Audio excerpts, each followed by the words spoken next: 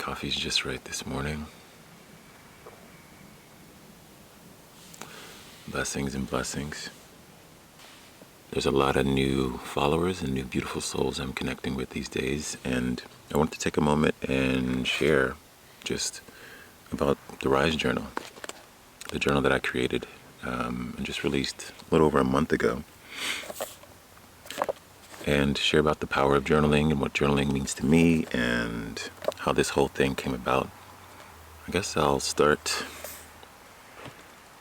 about 20 years ago when I was in college, going through a breakup, my first real big breakup, and having difficulty finding relief. Couldn't sleep, a lot of stress, anxiety, and there were different people in my life, just like, oh, journaling, you should try journaling. They didn't know what exactly I was going through. It just kind of came in, and every time it came into my view, it was just loud. Loud is the word I use when it feels like intuition is really turning my focus to a certain idea or image.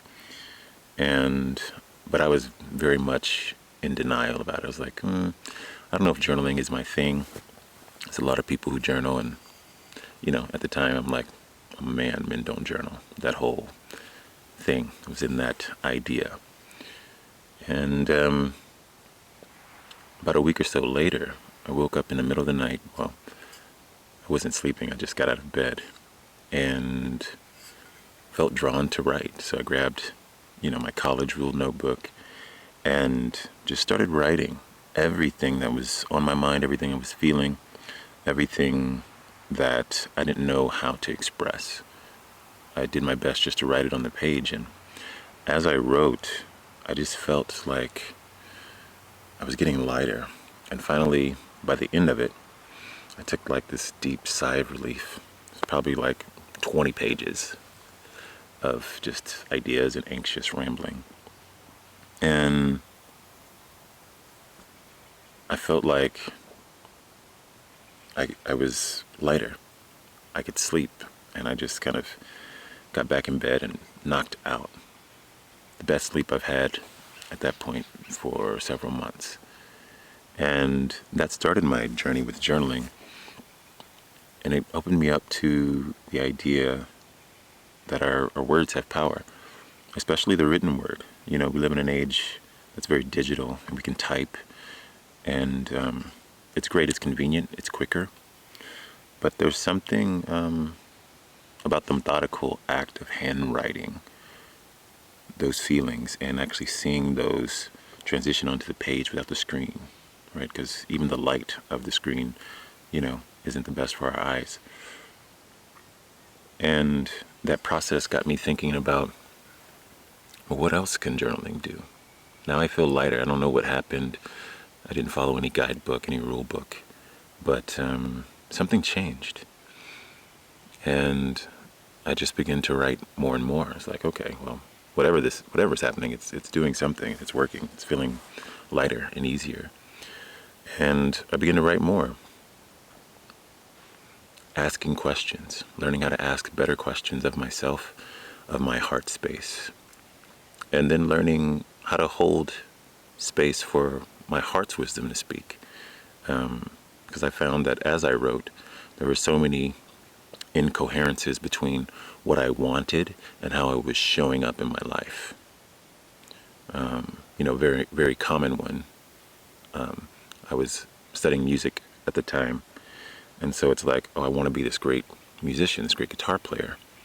And realizing, my hurdles to actually getting in the practice room to the level of all of the great guitar players that I knew, which were practicing way, way more intensely than I was at the time. And then recognizing as I would, get more intentional with my questions and be more vulnerable with myself, that I had some unworthiness issues, some self-doubt, some self-sabotage going on from some old hurt, fear, and harsh critique that I was still cycling within myself. So, like working through that and like ironing out, where did that come from? Maybe it came from an early childhood performance or a very critical teacher who meant well, but it just wasn't the best approach for me because as an empath and as an introvert, you know, right, we are very sensitive. We absorb the light and the energy very intensely. And so many times we need a more delicate touch.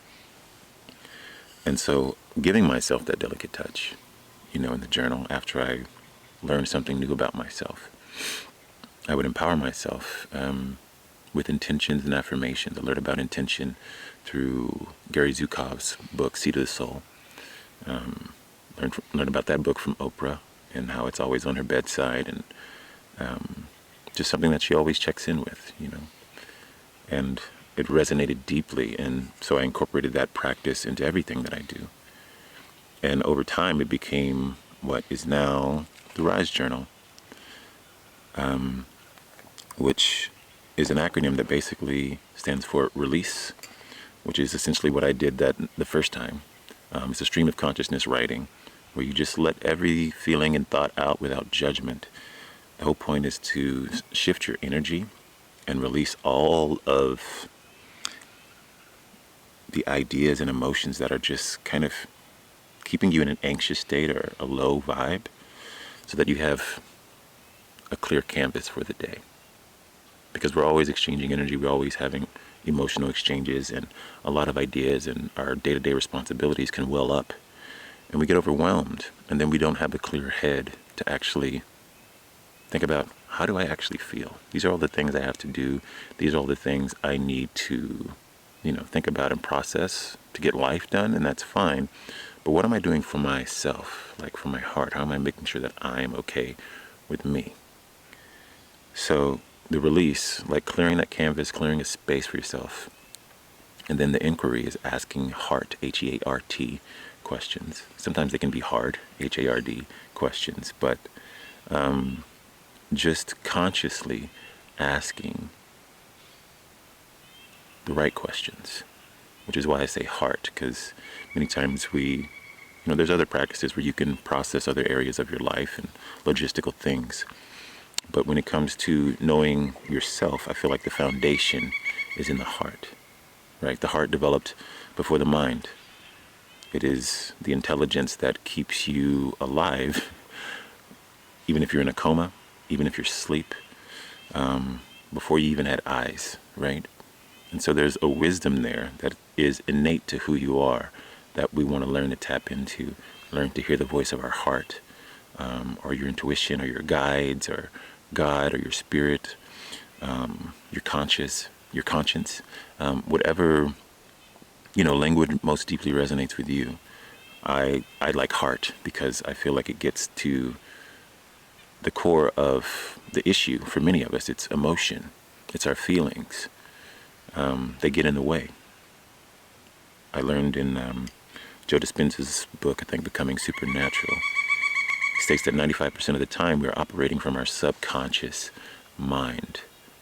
So all the stories that we tell ourselves in our conscious mind, oh, I'm this way, I'm that way, even when people are reflecting back to us that we are otherwise, right? And we ignore it,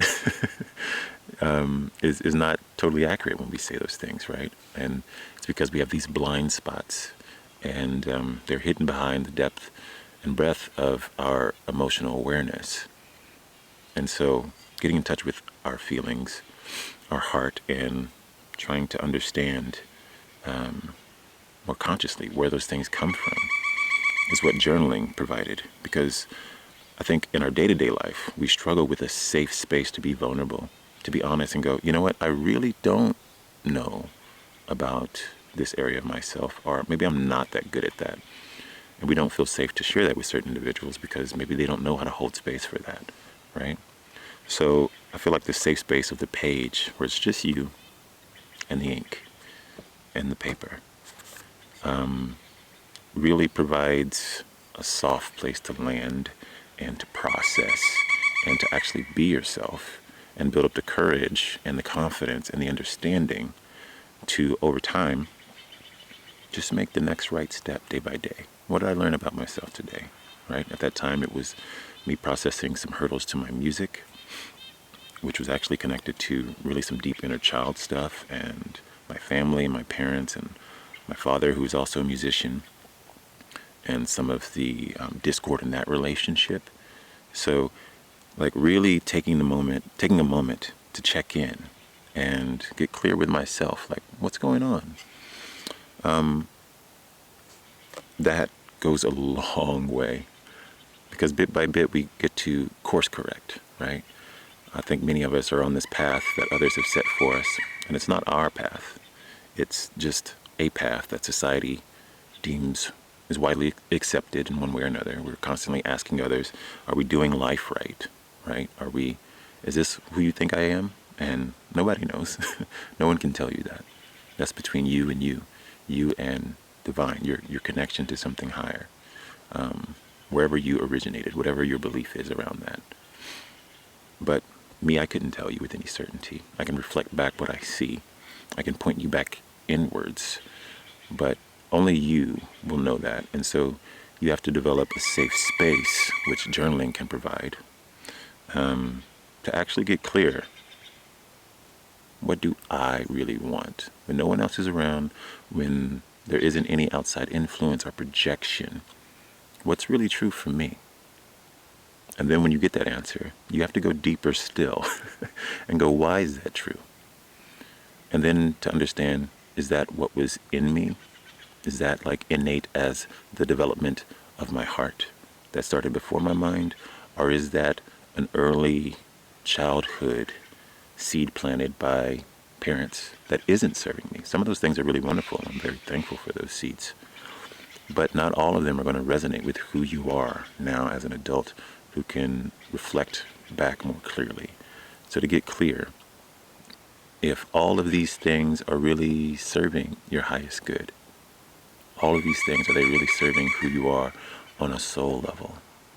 Do they really resonate beyond the default mode network, right? Set by the age of 7. All these things all the images we received, all the ways we processed, and we're in our survival instinct, set up a default way of becoming and being in this world. And so now it's like, as an adult, we recognize some of these things aren't working. And the journal has been an amazing way to reconnect to my truth and self-actualize. So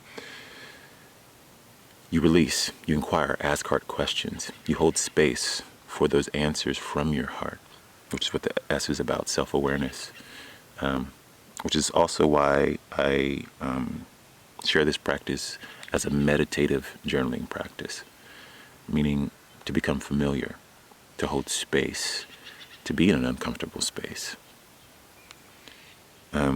So much of our issue, along with the emotions, is that we become our emotions.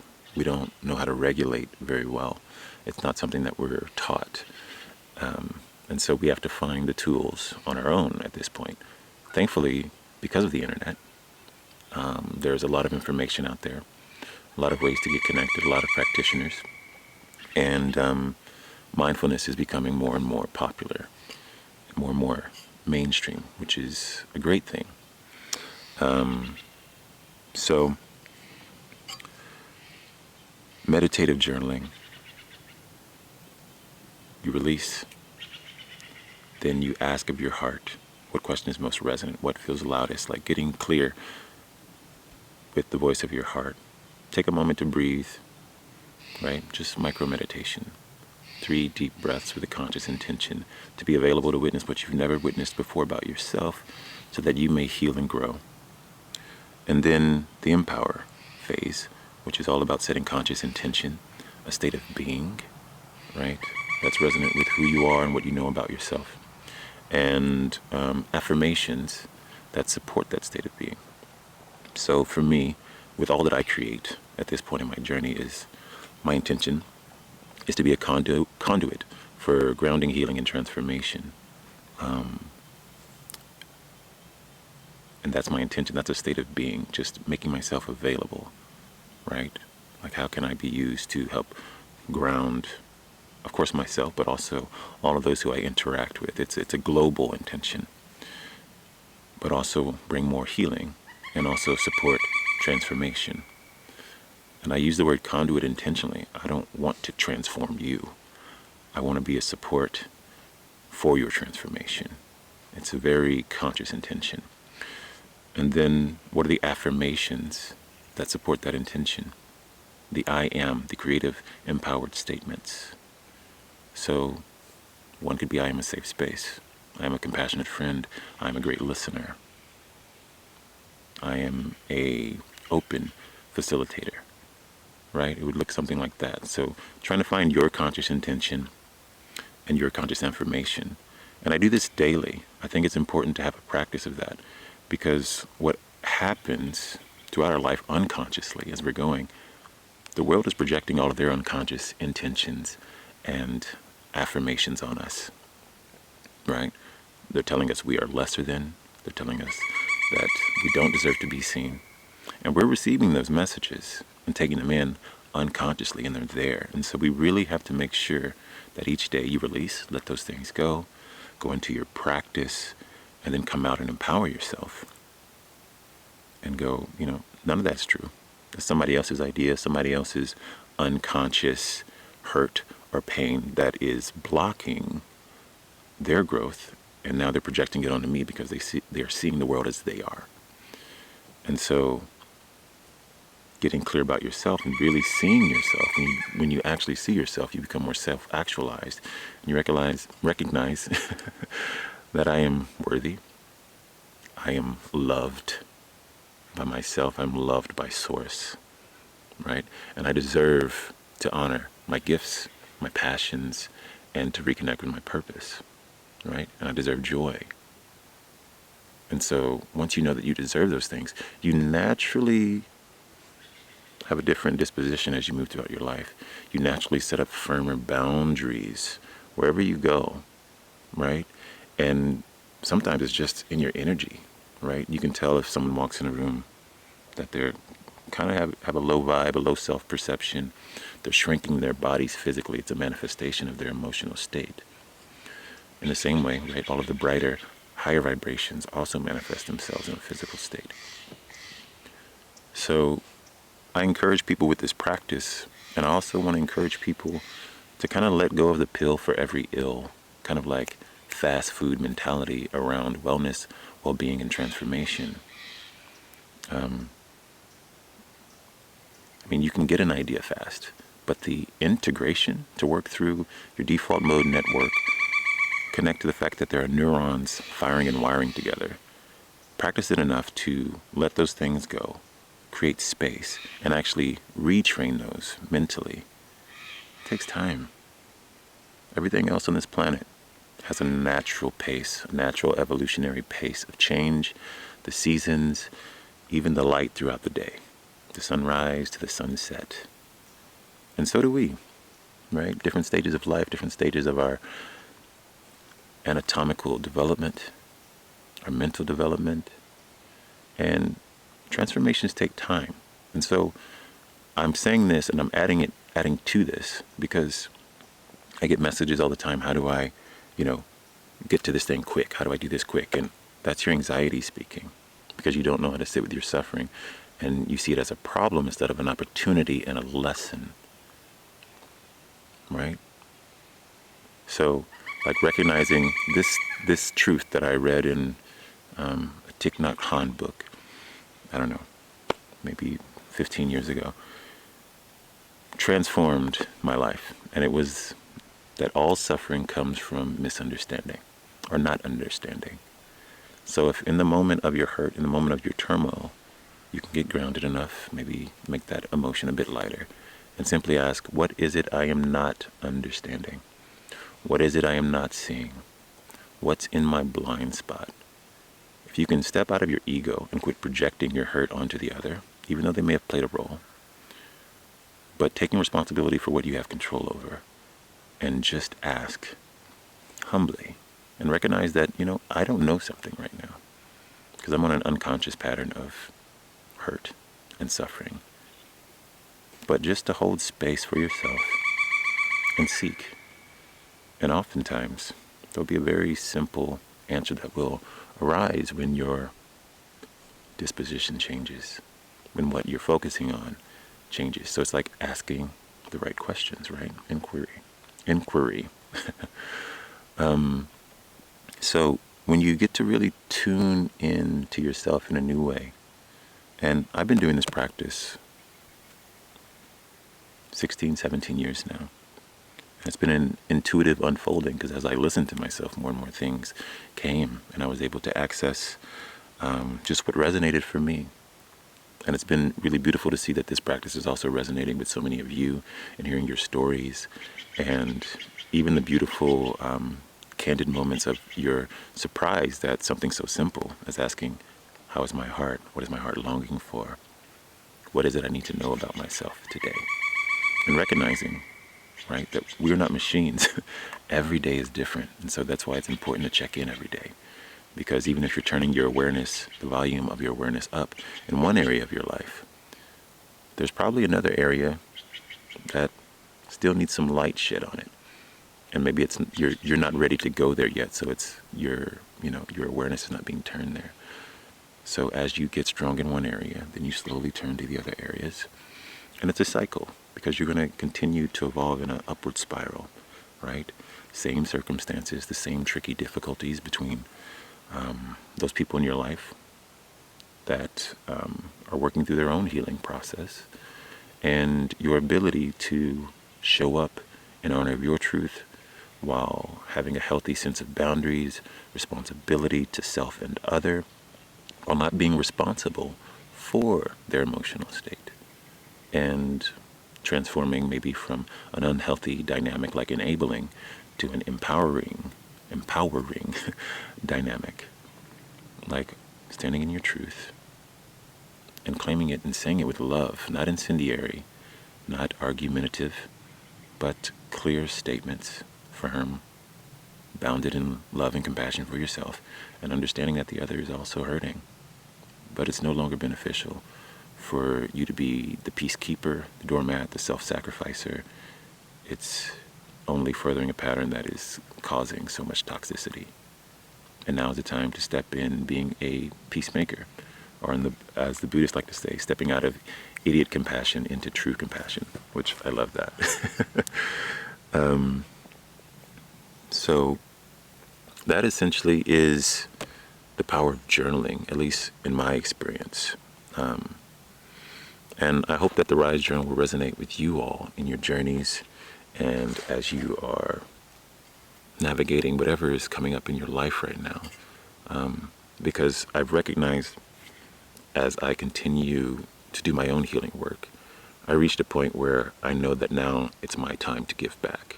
I've done a lot of this in my own space for so long.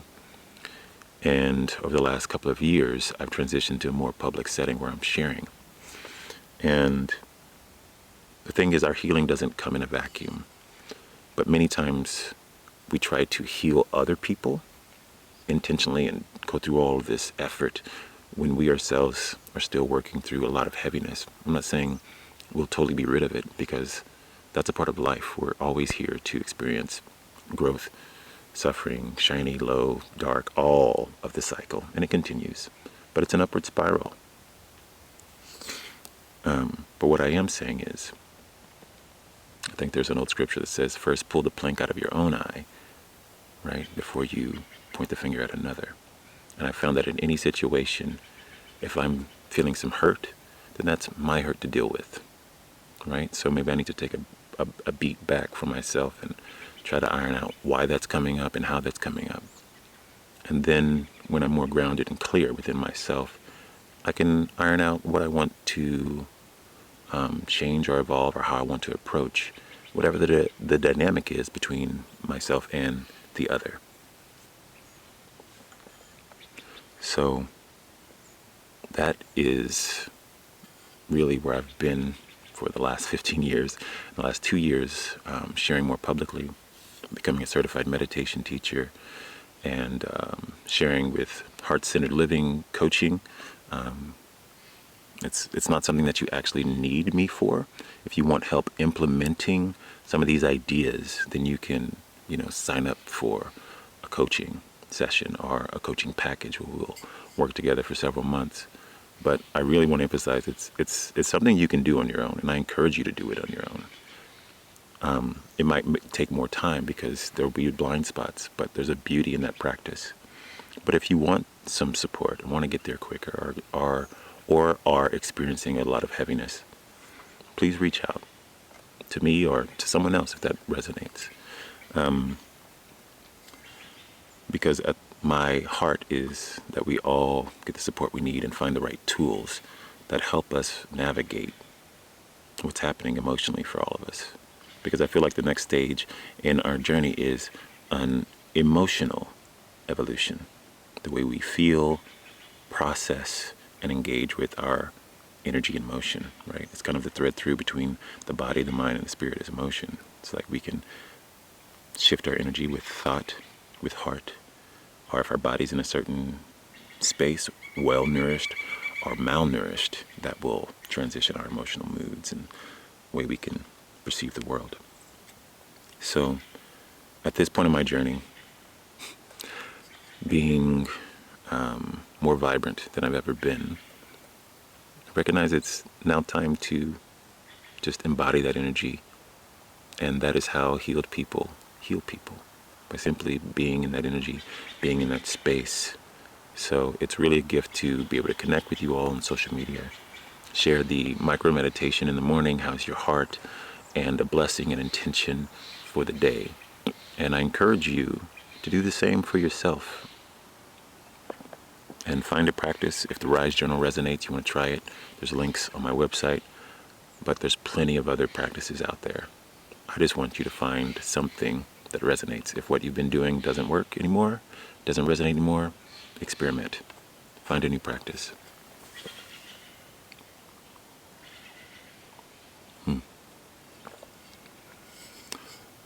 So, I think that's all I have to say about journaling this morning.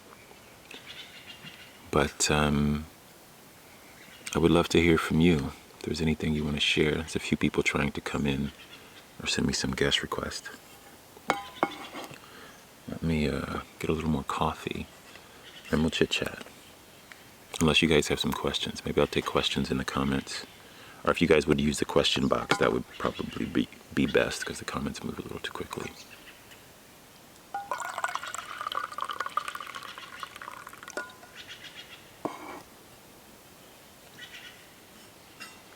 You're welcome. You're very welcome. Does anybody know what that bird is?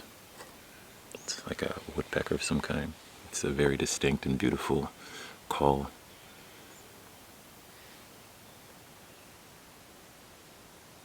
Oh, thank you for the love. Thank you for the love, everyone. You're very kind.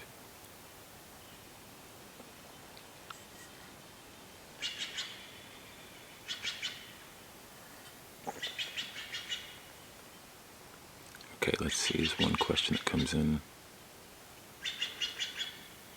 Admiral Yvonne asks, this is a good question.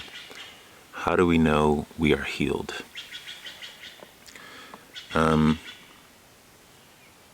So I'll say it like this. It's kind of I get that question, and sometimes it can come from that place of like just wanting to get it over with because it's not always fun, right? Doing that deep healing, and sometimes you need to come up for air and you want to have this due date on it. I want to acknowledge that and say I get that. I also want to say I think part of it, that's why meditation is so important, is to be present with right here and right now. And recognize, even if you're still processing through something, you're human. You're experiencing you're having a human experience. And it will always be a human experience. And what I mean by that is, in this form, there's always going to be some difficulty or some challenging things that will pop up and come into your life that may trigger old hurt or create new hurt. And so, if you want to look at independent wounds, maybe you had a childhood trauma or something that happened years ago, then yes, please address that. Take care of yourself, right? With all of these things. I mean that. But I'm trying to also shape our expectations so that we don't set ourselves up for greater suffering later. And the deal is, with your healing, how do you know you're healed? if you're dealing with a certain issue, maybe you had physical abuse and you go through a lot of work, maybe somatic release, maybe hypnotherapy, traditional therapy, meditation practice, retreats, and you get to a point where you can share that story and that those feelings aren't, triggering you and taking you back, or you can forgive that person on a certain level, and you're no longer attached. Those experiences aren't charged with all of those unworthy, negative thoughts and low vibrations. I would say that's a certain amount of healing. But I also want to maybe use a physical example, right? There's certain scars that will totally disappear, or certain cuts that will totally disappear over time in our body. And there are some that will leave scars. And there's some that will be underneath the surface and have like scarred muscle tissue, right? There's all kinds of wounds and capacity for healing. And so some of them you might need to manage for a lifetime, and some of them will dissipate with much ease. And I think if you feel that you can move forward, or you feel empowered from learning and experiencing whatever your process has been to work through your healing, and I think you are healed from the heaviness of that hurt. In some cases, you might be completely healed, and there are things that aren't even on your radar. I have many of those things. So I think when you reach that phase where you actually have to remember that that used to be a thing, I would say that's when you're healed, or that's how you would know that you're healed. But I also want to say that healing, again, you're not a machine. You're human. And so there may be a lot of areas that you are very healed around that certain occurrence. But then there may be another one that pops up 3 years later out of nowhere. Someone says something in just a very particular way that feels like you're brought right back into that. And it could be that part never got healed, or it could be that maybe you were just been out of your practice for the last 6 months because you got busy, overwhelmed with other things. And so some of those old patterns that have been there longer than the new patterns you're trying to instill have taken hold.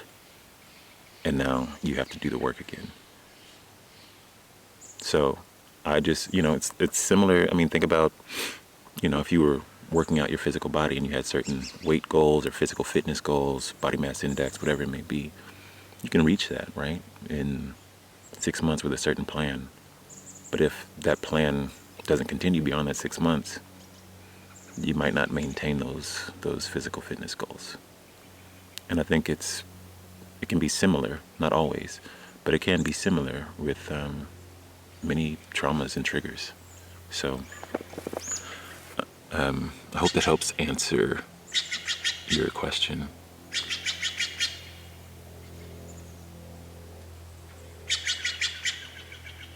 Let's see. Oh, there's like a few more questions in here. What do we have?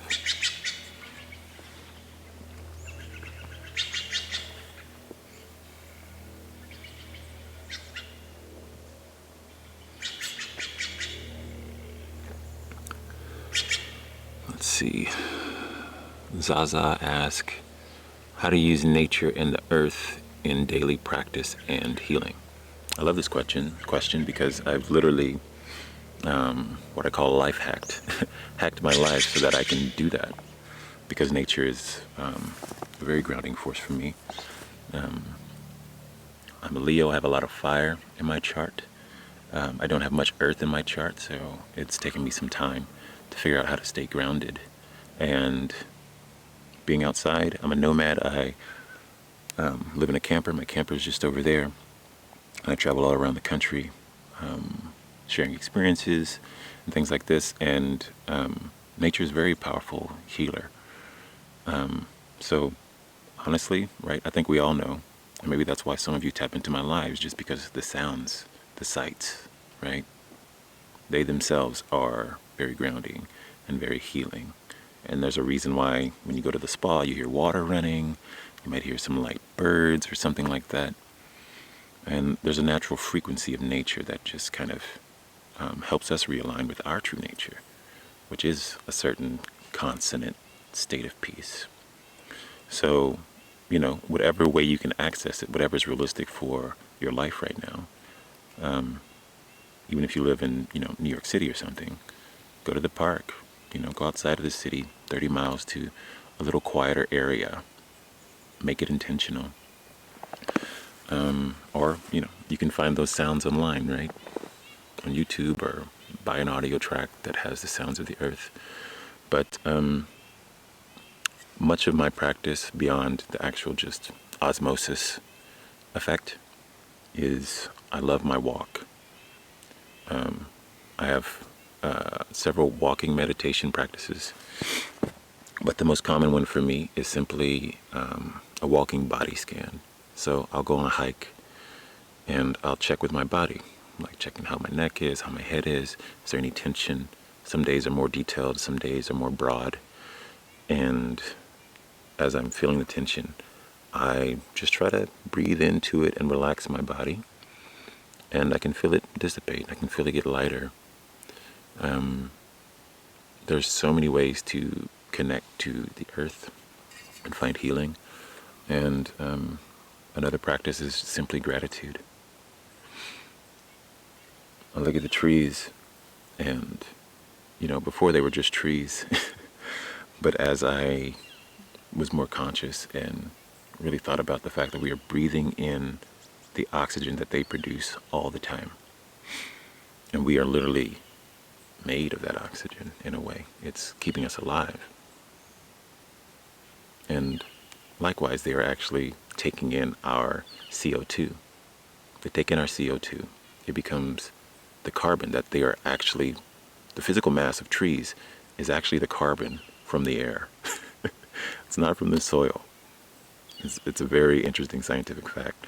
Likewise, I don't know if you knew this or not, but when you lose weight when you're working out, much of it comes out through your air, which is so profound in itself, which is why the breath, this adds more depth to the understanding of why the breath is so important. Because that physical weight is a manifestation of emotional weight many times, or is related in a symptomatic way. Because if you're like me, when I am heavily emotional, I might overeat or eat the wrong things. All that to say, taking a moment in gratitude with nature and simply appreciating the fact that this is what's sustaining us. Even if we are mismanaging it as a species, it's still incessantly in the heart space, right? The heart center, the energy center is green, the anahata. All of nature is green, unconditionally giving, opening, and receiving, even when we don't do it well on our end. And so I take that in, and it gives me such humility. And it also gives me just bewilderment, wonder, and amazement. People ask me often what inspires me. Nature inspires me when I really get a chance to sit and take it in. If you think about, I think about it on the level of math, Benoit Mandelbrot, and fractal patterns. We live in a fractal universe. Everything is broken down. Everything is a bit of itself. And so if you look at the natural kind of shape of trees, the branching out, right? If you zoom in, they all have that same tree shape, a root and two little offshoots. And our lungs look exactly same pattern, except it's hanging upside down. And I always think of it as a holy handshake, right? Same pattern throughout the world, and you see how we're all shaped by this divine asymmetry. So much of that is very healing, and it's also unifying. And it's encouraging because I think just the same way that all of nature is supported by a power bigger than me, so am I. So in the moments when I struggle to surrender my hurt, my pain, my old ideas for new ones, that also inspires healing. And so I take that practice in as well. Daily gratitude, osmosis, and intentional walking meditation with nature. Brings a lot of healing for me. Let's see. All right.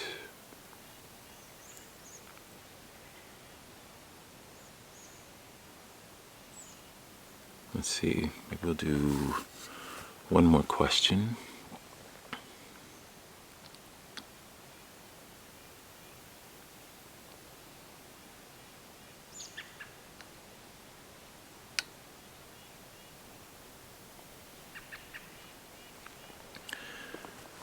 Let's see. How to find the courage to face your biggest fears. That's a good one.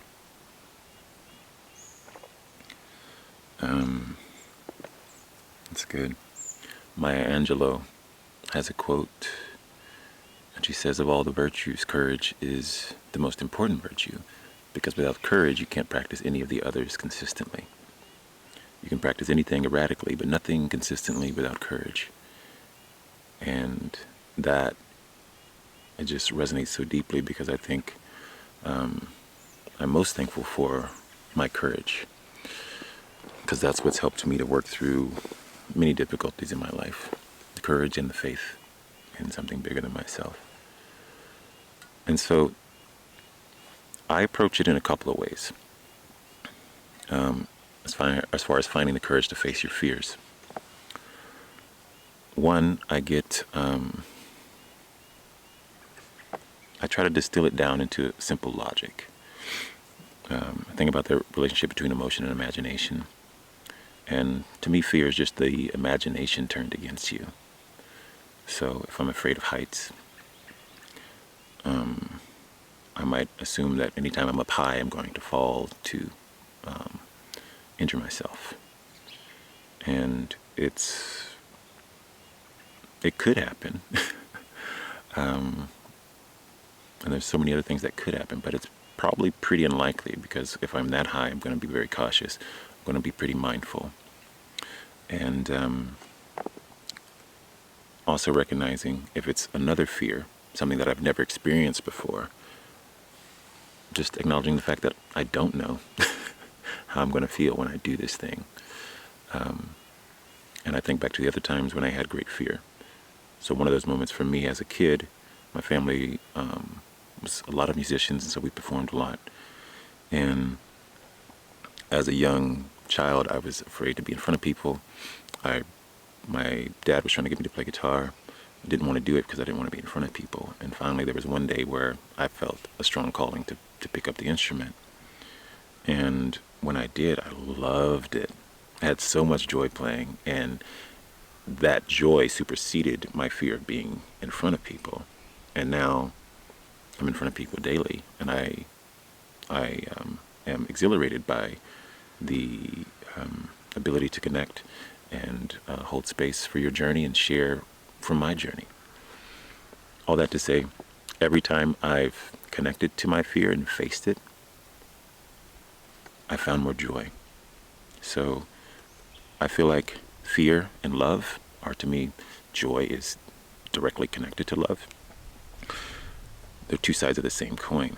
So if all you can see is fear, if you can get close enough to that coin to flip it over, now on the other side of that is deep love, deep joy. So I think about what is illogical about my fear rationale. I think about my history of every time facing my fear, feeling a sense of ease, love, and joy. And then I realize that action is the next step. It doesn't have to be from 0 to 100 in one day.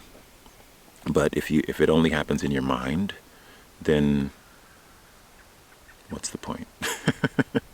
You have to integrate it into the way you live, the way you exist in the world, and practice it until it is second nature. So I want to face my fear of a certain thing. Oh, maybe I can do this today. As soon as you have that thought, move. Give yourself, don't wait more than like 5 seconds. Just start something. Because if you wait longer than that, then you'll have the next thought, which will be the fear creeping back in. Oh, but you can't do that because X, Y, and Z, and this, and that, and the other thing.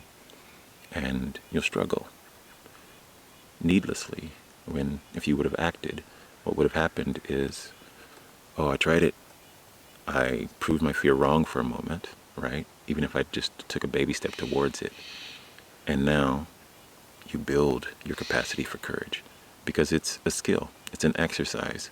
And so just like anything that you haven't been building up, right? If it's physical muscles, you got to start somewhere. And the first few times you might be a little bit tender, a little bit sore, but stay in the practice.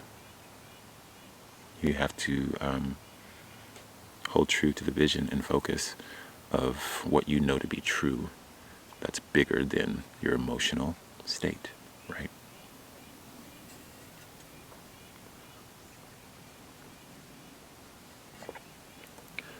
So, it's been a really beautiful morning. I want to thank you all for joining me. I can't answer all these questions because now I'm actually going to go for my walk and enjoy the morning while it's cool. But it's been a real gift, pleasure, and honor to share this time with you all. And I look forward to connecting with you all again soon. So be well, beautiful souls. And I'll see you tomorrow. Much love and light. Peace.